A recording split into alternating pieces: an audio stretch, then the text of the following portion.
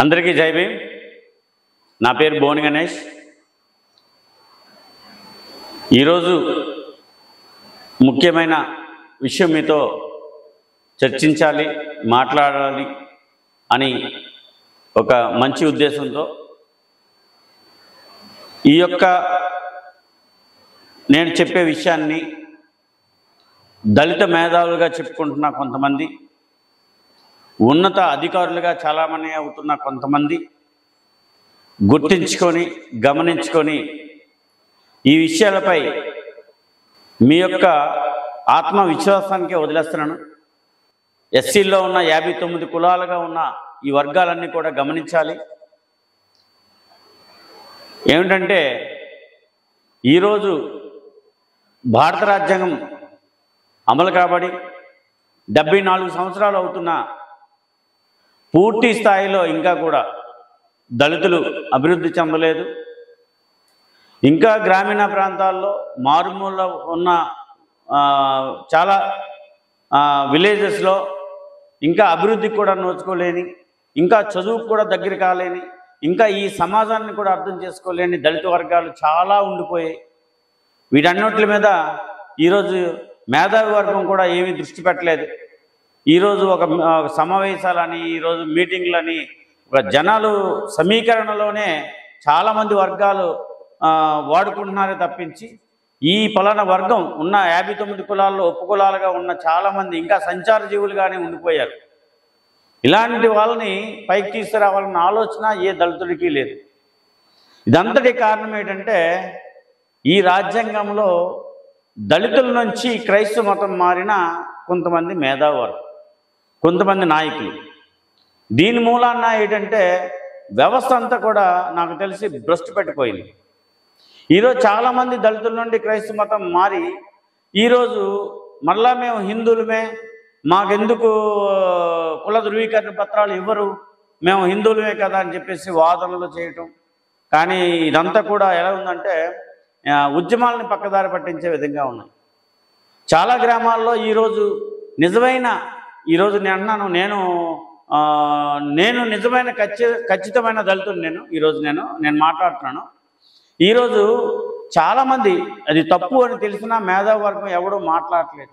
నేడు భారత రాజ్యాంగంలో హిందువులతో పాటు సిక్కులు, బౌద్ధులు, జైనులను కూడా ఈరోజు ఎస్సీ వర్గాల్లో షెడ్యూల్ కులాలుగా వీళ్ళందరినీ కూడా పొందుపరుచున్నారు. కానీ నేడు మత స్వేచ్ఛ ఉన్నదని ఒక క్లాజ్ పెట్టుకొని ఈరోజు దళితుల్లో చాలామంది, నాకు తెలిసి ఒక 60-70% ఈరోజు క్రైస్తవ మతాన్ని స్వీకరించి క్రైస్తవ మతాచారాలు పాటిస్తూ మరలా మేము హిందువులు అని చెప్పేసి తప్పుడు సర్టిఫికేట్లు తీసుకొని ఈరోజు నిజమైన దళితుల యొక్క హక్కుల్ని కాజేస్తున్నారు. ఈరోజు నిజమైన దళితులు ఈరోజు ఉద్యోగాల్లో, విద్యలో, ఉపాధిలో, ఆఖరికి దళితులకి ఒక రిజర్వేషన్ అంటే రాజకీయం అన్నది ఒక మాస్టర్కి అన్నది ఒక బాబాసాహెబ్ ఆలోచనతో పుట్టుకొచ్చిన ఈ పొలిటికల్ మాస్టర్కి అన్న విషయాన్ని ఈరోజు రాజ్యాధికారం కూడా ఈ దళితులకి, నిజమైన దళితులు లేకుండా చేస్తున్నారు ఈ క్రైస్తవులు. అంటే ఈరోజు దానివల్ల నిజమైన వ్యక్తి మాలాంటి కుటుంబాలు, మారుమూల ఉన్న కుటుంబాలు, ఈ యొక్క సమాజంలో ఇంకా దూరంగా బ్రతుకుతున్న కుటుంబాలు నాశనం అయిపోతున్నాయి. అభివృద్ధికి నోచుకోకుండా దూరంగా అయిపోతున్నాయి. మాలాంటి మా పిల్లలు ఈరోజు సమాజంలో కొంతవరకు ఉన్నత విద్య చదివినా వాళ్ళకి ఉద్యోగాలు లేక ప్రైవేట్ కంపెనీలు అంట ఉద్యోగాలు చేస్తూ 10,000కి 12,000 జీతాలకి ఈరోజు ఉద్యోగాలు చేసుకుంటున్నారు. ఈరోజు ఎవరైనా సరే క్రైస్తవ మతం తీసుకున్న వాళ్ళు హిందూ అనే సర్టిఫికేట్ తీసుకొని ఒక ఉద్యోగం చేస్తూ మళ్ళా వాడు క్రైస్తవ మతాచారాలు పాటించి మళ్ళీ వాడు మ్యారేజ్ల విషయంలో రాబోతాడికి నాకు క్రైస్తవ అమ్మాయి కావాలి, క్రైస్తవులే చేసుకుంటామని చెప్పేసి పట్టుబడుతున్నారు. అంటే హిందువుల యొక్క హక్కుల మీద ఉద్యోగాలు పొంది క్రైస్తవ మతాచారాలు పాటిస్తూ ఇక్కడ ఇది ఎంతవరకు నిజమన్నది మాకు తెలియదు. అందరూ హిందువులు అయితే పర్వాలేదు, అందరూ క్రైస్తవులు అయితే పర్వాలేదు. కానీ ఈరోజు మా ఉత్తరాంధ్ర జిల్లాలకు వస్తే చాలామంది ఈరోజు 60%, 70% హిందువులే ఉన్నారు.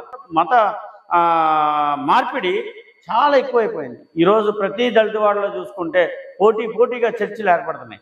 చాలామంది మేధావులు చెప్తుంటారు, దళిత వాడల్లో దేవాలయాలు కాదు బడులు నిర్మించాలి, విద్యని అందించాలని ఈరోజు అదే మేధావులకు చెప్తున్నాం. ఈరోజు దళిత వాడల్లో ఏంటది చర్చిలు కాదు బడులు నిర్మించాలని ఒక్కడు కూడా మాట్లాడి ఈరోజు ప్రతి చర్చిలో కూడా వేల కోట్ల రూపాయలు పెట్టి చర్చిలు కట్టిస్తున్నారు ఈరోజు. మరి దాని మీద ఈ మేధావులు ఎందుకు మాట్లాడరు? ఈరోజు బాబాసాహెబ్ అంబేద్కర్ భావజాలం ఈరోజు క్రైస్తవులది కాదు కదా. అసలు క్రైస్తవులకి దళితులకి సంబంధం ఏంటి? దళితులు ఏమైనా క్రైస్తవులా? ఒక్క మాట నేను సూటిగా ఈ సమాజాన్ని ఈ మేధావర్గాన్ని నేను అడుగుతున్నాను. దళితులు ఎవరైనా క్రైస్తవులా? క్రైస్తవులు దళితులకి సంబంధం ఏంటి? ఒకప్పుడు ఎవడైనా ఒక నాయకుడు వస్తే మా దళిత వాడిని బాగు చేయండి, మా దళిత వాడికి రోడ్లు లేవు, డ్రైనేజ్ వ్యవస్థ లేదు, సామాజిక భవనం లేవు అని చెప్పేసి ఆ పెద్దలకి, ఆ నాయకులకి, ఆ రాజకీయవేత్తలకి, ఆ ఎమ్మెల్యేలకి, ఎంపీలకి మొరపెట్టుకునేవారు. కానీ నేడు ఈ సమాజంలో మా వార్డు మా గ్రామానికి వస్తే, ఒక దళిత వాడికి వస్తే మాకు ఒక చర్చి కట్టించండి, మాకు ఒక ఏంటది వేదికకి సంబంధించిన ఇది ఇవ్వండి, లేకపోతే మాకు మ్యూజిక్ ఇన్స్ట్రుమెంట్ ఇవ్వండి, మాకు కూర్చోడానికి బల్లలు ఇవ్వండి. ఇది తయారైంది ఈ సమాజం. నా తెలియకడుతుంది అసలు ఎవరు ఈ క్రైస్తవులు? దళితులు క్రైస్తవుల సంబంధం ఏంటి? మీరు ఈరోజు చెప్తున్నాను. ఈరోజు నాకు తెలిసి వర్గీకరణ విషయంలో వచ్చేసరికి నేను ఒక మాలోడుగా చెప్తున్నాను. వర్గీకరణ కంట మత మార్పిడి చాలా క్రూరమైనది, చాలా ఘోరమైనది కూడా. నిజంగా చెప్తున్నాను. ఇదే వర్గీకరణని ఈరోజు రాష్ట్ర ప్రభుత్వానికి దృష్టిలో తీసుకెళ్తే మాకు వర్గీకరణ అవసరం లేదు. నిజంగా ఈ ఎవరైతే బీసీ మత మార్పిడి చేసుకున్న ఈ వ్యక్తులు ఉన్నారో, ఈ సమాజం ఉందో, వాళ్ళందరూ ఈ మాలమాదికి రెల్లి సామాజిక వర్గాలు మత మార్పిడి చేసుకున్న వాళ్ళు ముందు బీసీసీలుగా గుర్తించండి అని ఒక అప్పీల్ పెట్టుకుంటే, ఒక విజ్ఞప్తి పెట్టుకుంటే అది మాకు వర్గీకరణ కంటే చాలా విలువైనది. అది వీళ్ళందరినీ బీసీసీల కింద మారిస్తే మా కింద ఇంకా ఇంకా ఇంకా ఇంకా ఇంకా పేదవాడికి ఉద్యోగం కానీ, ఉపాధి కానీ, విద్య కానీ ఇంకా దగ్గరికి వస్తాయి. కానీ మీరు ఈరోజు అదే ఎస్సీ రిజర్వేషన్ వాడుకొని ఒక ఐఏఎస్ అవ్వగలుగుతున్నాడు, ఒక ఐపీఎస్ అవ్వగలుగుతున్నారు, ఒక ఆర్డీఓ అవ్వగలుగుతున్నాడు, ఎంఆర్ఓ, వీళ్ళంతా కూడా కన్వర్టెడ్ క్రిస్టియన్సే. వీళ్ళంతా కూడా ఉన్నత ఈరోజు చాలామంది రాజకీయ నాయకులు ఈరోజు ఆంధ్రప్రదేశ్లో ఉన్న ఈ నియోజకవర్గాల్లో ఉన్న నాయకులు, ఎస్సీ నియోజకవర్గాల్లో నిలబడిన నాయకులందరూ కూడా మ్యాక్సిమం 90% కన్వర్టెడ్ క్రిస్టియన్స్. రాజ్యాధికారం ఎవరిదండి? మాదా మీదా? బాబాసాహెబ్ దళితులకి ఇచ్చాడా, క్రైస్తవులకి ఇచ్చాడా? ఏమైనా మాట్లాడితే సిగ్గుండాలి. నిన్న హర్ష్ కుమార్ గారు ఒక మాట అన్నారు తిరుపతి లడ్డూ కోసం. తిరుపతి లడ్డూ ఆయన ఏమైనా తిన్నాడు ఎప్పుడైనా? ఆయన ఒక క్రిస్టియను, సంస్థలు నడుపుతుంటాడు. తిరుపతి లడ్డూ కోసం ఆయనకి అనవసరమైన సబ్జెక్ట్ అది. ఈరోజు పవన్ కళ్యాణ్ మాట్లాడారు. ఎవరు ఆత్మాభిమానం, ఎవరు మతాన్ని వాళ్ళు గౌరవించుకుంటారు, ఎవరు మతానికి సంబంధించిన యాక్టివిటీస్ వాళ్ళు చేస్తారు. మీరు ఒక ఎస్సీ హిందూ అని సర్టిఫికేట్ తీసుకొని మీరు రాజాధికారంగా ఎంపీ అవ్వలేదా? మీరేమైనా హిందూ ఏంటి? ఏమైనా ఎప్పుడైనా తిరుపతి వెళ్ళి లడ్డూ తిన్నారా? కాబట్టి మనం ఒక్కడ విమర్శించే ముందు గులివింద గింజ లాంటి మచ్చ మన గొద్దు కింద ఉందే, దాని ముందు చూడండి, దాని ముందు ట్రై చేయండి. ఈరోజు ఒక ఏం ప్రోగ్రాం పెట్టి ఏమనే ఒక సంస్థ నుంచి మాలల్లో కూడా విడదీస్తున్నారు. మాల ఉద్యోగాల క్రైస్తవులుగా విడదీసి ఆ సంఘాన్ని నడుపుతున్నారు కొంతమంది మేధావులు, అపర మేధావులు. మళ్ళా ఇలాంటి వాళ్ళని కూడా ఖండించాలి.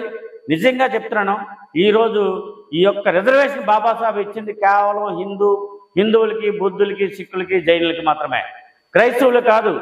సోదరులారా గమనించండి, నేను ఎవరికి కూడా వ్యతిరేకం కాదు. నేను అన్ని దేవుళ్ళు కూడా సమానంగా చూస్తాను. నేను చాలా జీసస్ని గౌరవిస్తాను, ప్రేమిస్తాను, ఆరాధిస్తాను. అదేవిధంగా నేను హిందువుని కాబట్టి నా దేవుళ్ళని నేను ఆరాధించుకుంటాను, నేను ప్రేమిస్తాను. నేను అన్ని మతాలకు కానీ మతాన్ని ఎప్పుడు కూడా నేను కించపరచను. కానీ నా జాతి హక్కులను నేను లాక్కున్న మీలాంటి అపర మేధావులు మాత్రం నేను పూర్తి స్థాయిలో నేను ఖండించబోతున్నాను. త్వరలో అనకాపల్లి మా స్థానికంగా ఉన్న అనకాపల్లి నుంచి ఒక ఉద్యమాన్ని తీసుకురావాలని, దీనిపైన పోరాటం చేయాలని, ఇది ఏదైతే సమస్య ఉందో, ఏదైతే దళితులు కోల్పోతున్నారో దాన్ని పూర్తి స్థాయిలో ఈరోజు రాష్ట్ర ప్రభుత్వానికి, కేంద్ర ప్రభుత్వానికి చేరేటట్లు మా ఉద్యమం కొనసాగుతుంది. దయచేసి సోదరులు కూడా మా ఉద్యమ స్ఫూర్తిని కూడా మీరు కూడా మీ ఉద్యమంలాగే, మీరు మన జాతి ఉద్యమంలాగే మీరంతా గౌరవించి నాకు సహకరించాలని కూడా నేను కోరుకుంటున్నాను. కాబట్టి మీ అందరికీ మరోసారి జైభీములు తెలుపుకుంటూ నేను నా ఉద్యమాన్ని సహకరించవలసిందిగా, నా ఉద్యమాన్ని నీతైన ఉద్యమం కాబట్టి ఆ విషయంలో మీరంతా నాకు చాలా కామెంట్లు వస్తున్నాయి. చాలామంది బాబాసాహెబ్ హిందువుడు కాదు కదా, ఆయన బుద్ధిజం తీసుకున్నారా అని చెప్పి నాతో చాలామంది కామెంట్ చేశారు. కానీ నేను ఒక్కడ మీ అందరూ చెప్తున్నాను, బాబాసాహెబ్ హిందువే. ఆయన చనిపోయినంత వరకు కూడా, చనిపోయి 2 నెలల ముందు మాత్రమే, 2 నెలల 15 రోజుల ముందు బౌద్ధాన్ని స్వీకరించారు ఆయన. అప్పటి వరకు కూడా ఆయన హిందువుగానే పోరాటం చేశారు, హిందువుగానే హక్కులు సాధించారు, హిందువుగానే ఈ సమాజాన్ని ముందు నడిపించారు. కాబట్టి 5 లక్షల మందితో బౌద్ధిజాన్ని తీసుకున్న అందులో 5 లక్షల మంది కూడా హిందువులు, మిగతా కులాలు ఉన్నాయి, కానీ క్రైస్తవుడు ఎవడు లేడు. కాబట్టి ఈ దేశంలో బాబాసాహెబ్ హిందువుగానే పోరాటం చేశాడు. కానీ మీరు ఈరోజు చేస్తున్నది, మీరు ఈరోజు క్రైస్తవులుగా మారి ఈరోజు హిందూ సమాజం మీద పోరాటం చేస్తున్నారు. హక్కుల కోసం కాదు, హక్కుల కోసం కాదు. ఈరోజు బాబాసాహెబ్ ఫోటో పెట్టుకొని హిందువులను తిడతాడు ఒకడు, బాబాసాహెబ్ ఫోటో పెట్టుకొని ఒక దేవాలయం మీద దాడులు చేస్తారు, బాబాసాహెబ్ ఫోటో పెట్టుకొని ఇంకోటి చేస్తున్నారు. కారణం ఏంటంటే మన దగ్గర ఉన్న ఆయుధమైన అట్రాసిటీ చట్టం మన దగ్గర ఉన్నది కాబట్టి అవతల నోరు మూసుకుంటున్నాడు. ఈరోజు నేను నిజం మాట్లాడుతున్నాను సోదరులారా, నేను నిజం మాట్లాడుతున్నాను. ఒక్కసారి అది తీసేయండి, ఆ ముసుగులోంచి బయటకు వస్తే నిజమైన క్రైస్తవులకి ఏ మర్యాద ఉంటుందో, నిజమైన అంబేద్కర్స్కి ఏ మర్యాద ఉంటుందో మీకు తెలుస్తుంది ఆ కార్డు కానీ బయటకు వస్తే. కాబట్టి దయచేసి ఇప్పటికైనా ఈ సమాజంలో బలవంతపు మత మార్పుల కోసం ప్రోత్సహించండి, బాబాసాహెబ్ మార్గాన్ని ఎంచుకోండి. ఈరోజు చాలామంది మన పిల్లల్ని సండే స్కూల్స్ అని, యవనస్తులు, కూడికలు అని చెప్పేసి మీరు బాబాసాహెబ్ మార్గాన్ని మర్చిపోయింది. మీరు మళ్ళీ బాబాసాహెబ్ హిందూ కాదని కొంతమంది మేధావులు చెప్తున్నారులేమో ఈ మధ్యకాలంలో ఆలోచిస్తున్నాను. కాబట్టి దయచేసి ఇలాంటి ఆలోచన నుంచి మీరు విరమించుకోవాలి.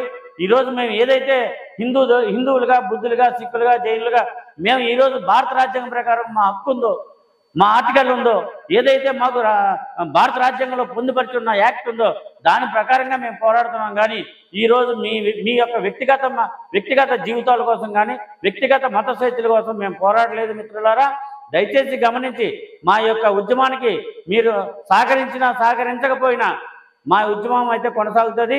త్వరలో ఈ ఉద్యమం రాష్ట్ర ప్రభుత్వానికి, కేంద్ర ప్రభుత్వానికి, ఇటు ఆ న్యాయ వ్యవస్థలకు కూడా తెలియపరిచేలాగా మా ఉద్యమం కొనసాగుతుంది.